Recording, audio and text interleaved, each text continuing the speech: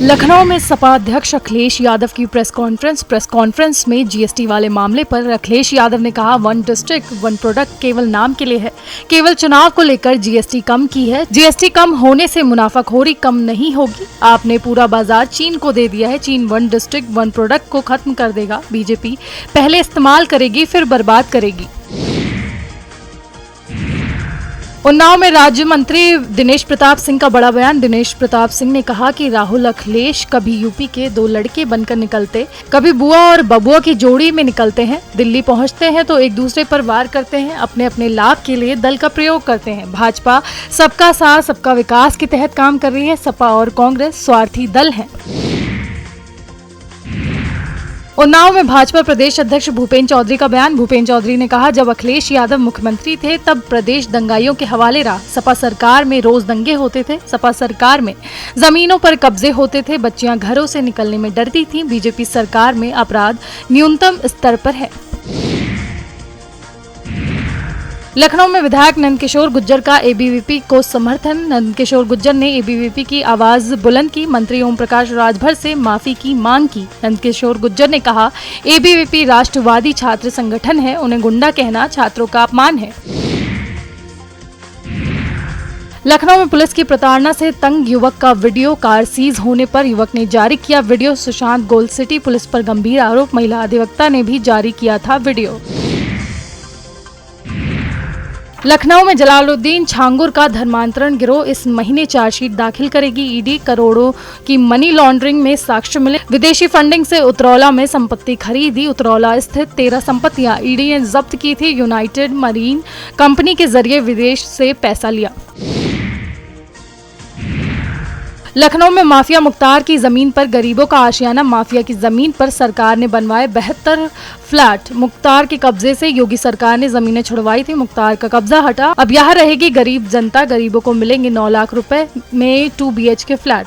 इस जमीन पर माफिया मुख्तार का कब्जा था। सरकार ने मुख्तार के कब्जे से मुक्त कराई थी जमीन पर गरीबों के लिए फ्लैट बनाए गए हैं। इसी महीने से रजिस्ट्रेशन लॉटरी से होगा आवंटन। माफिया की जमीन पर सरकार का हाउसिंग प्रोजेक्ट जो दूसरे की जमीन पर कब्जा करता था, अब उसी की जमीन पर गरीबों का घर बनेगा। एबीवीपी पर दिए गए बयान को लेकर नोटिस। बयान पर मंत्री ओपी राजभर को लीगल नोटिस। एबीवीपी कार्यकर्ताओं को गुंडा कहे जाने पर नोटिस। गुंडा कहे जाने पर भेजा गया विधिक नोटिस। आदर्श तिवारी ने वकील के माध्यम से भेजा नोटिस। वकील सिद्धार्थ शंकर दुबे के माध्यम से नोटिस गया। नोटिस प्राप्ति के 5 दिन में सार्वजनिक माफी मांगने की नोटिस। माफी न मांगे जाने पर मानहानि की कार्रवाई की चेतावनी। मंत्री पीयूष गोयल ने कहा कि टैक्स स्ट्रक्चर में बड़ा बदलाव आया है। 22 सितंबर को हर वर्ग को बड़ा तोहफा मिलेगा। कांग्रेस ने भ्रष्टाचार के अलावा कुछ नहीं किया। मोदी जी ने टैक्स का बोझ खत्म किया। घटते हुए जीएसटी का लाभ 22 सितंबर से मिलेगा। सांसद राहुल गांधी ने रेल मंत्री को लिखा पत्र। डिब्रूगढ़ नई दिल्ली राजधानी के स्टॉपेज की मांग। दिल्ली की यात्रा को आसान बनाने की मांग। राहुल गांधी ने पत्र के माध्यम से दी जानकारी। प्रयागराज में डिप्टी सीएम केशव प्रसाद मौर्य का बयान। केशव प्रसाद मौर्य ने कहा कि कांग्रेस सरकार में 1 रुपए केंद्र से चलता था और केशव प्रसाद मौर्य ने यह भी कहा गरीब जनता तक सिर्फ 15 पैसे पहुंचता था। बीजेपी सरकार में भ्रष्टाचार को रोकने के लिए बड़े कदम उठाए गए हैं। बलिया में मंत्री दानिश आजाद अंसारी का बयान। मंत्री दानिश आजाद अंसारी ने कहा कि बिहार के दिल में मोदी और मोदी के दिल में बिहार। भाजपा के प्रति एक सकारात्मक माहौल है। यूपी का पंचायत चुनाव मजबूती से लड़ेंगे और जीतेंगे। कैबिनेट मंत्री संजय निषाद पहुंचे वाराणसी। ओपी राजभर के घर पर पथराव करने के मामले पर बोले संजय निषाद, ये मसला बातचीत से हल हो सकता। राजभर भैया, हम शोषित वंचितों की आवाज उठाते हैं। संजय निषाद ने विद्यार्थी परिषद से की अपील, इस मामले को संवाद और संयम से हल किया जाए। जो भी गलतफहमी है उसे दूर किया जाना चाहिए। गोरखपुर में सीएम योगी आदित्यनाथ राष्ट्रीय सुरक्षा पर सेमिनार में सीएम योगी आदित्यनाथ ने कहा, राष्ट्र की सुरक्षा हमारी प्राथमिकता। गोरक्षपीठ राष्ट्रीय सुरक्षा के लिए समर्पित है। यहाँ से हमेशा जनहित के लिए आवाज उठाई गई है। आज गुरुजनों के सम्मान का दिन है।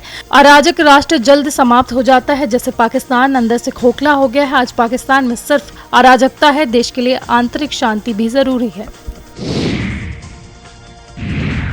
स्थानीय निकाय चुनाव ईवीएम के बजाय बैलेट पेपर से कराने की सिफारिश देने पर केंद्रीय मंत्री रामदास अठावले ने कहा कि वोट चोरी हो रहे हैं तो आप चुनाव आयोग के पास जाएं और उनसे कहें। राज्य सरकार ने जो बैलेट पेपर पर निकाय चुनाव कराने की घोषणा की है, मैं उससे सहमत नहीं हूं, क्योंकि ईवीएम मशीन कांग्रेस पार्टी ही लेकर आई थी। केंद्रीय मंत्री गिरिराज सिंह ने पश्चिम बंगाल विधानसभा में हुए हंगामे पर कहा कि ममता बनर्जी आज की तारीख में कैसी क्रूर शासक हैं जो लोकतंत्र को नहीं मानती, तानाशाही को मानती हैं। वे केवल बंगाल को बांग्लादेश बनाना चाहती हैं। विधानसभा में शुभेंदु अधिकारी समेत 5 विधायकों पर हमला किया गया। इससे ज्यादा दुर्भाग्यपूर्ण क्या होगा। ममता बनर्जी के सामने ऐसा किया गया। ममता बनर्जी बंगाल और बंगाली की भाषा का अपमान कर रही हैं। अगर भाजपा की सरकार आएगी तो हम एक कर घुसपैठियों को निकाल देंगे। हरियाणा सरकार में मंत्री अनिल विज ने कहा कि देश में कुछ ऐसे राजनीतिक दल हैं जिनमें प्रजातंत्र नहीं है और वो ना ही प्रजातंत्र को बर्दाश्त करते हैं।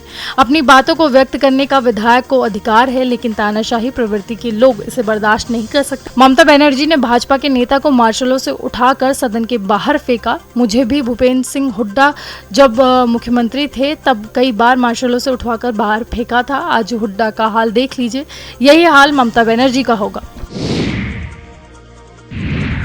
लखनऊ में एक्टर पवन सिंह के खिलाफ होगी कार्रवाई। राज्य महिला आयोग ने सख्ती दिखाई। अंजलि राघव को बैड टच के मामले में सख्ती दिखाई गई है। आयोग ने पुलिस कमिश्नर को पत्र लिखकर जानकारी दी है। पवन सिंह के खिलाफ कार्रवाई को लेकर आदेश दिया गया है। भाजपा सांसद रवि शंकर प्रसाद ने केरल कांग्रेस के बी फॉर बीडी और बी फॉर बिहार ट्वीट वाले मामले पर कहा कि बिहार की तुलना का क्या आप बीडी से करेंगे और आप कितना गिरेंगे। प्रधानमंत्री की मां का अपमान किया गया, अब तक उस पर क्षमा नहीं मांगी गई और अब सीधा बिहार और बिहारियों की अस्मिता पर प्रहार किया जा रहा है। राहुल गांधी, आप क्या कर रहे हैं।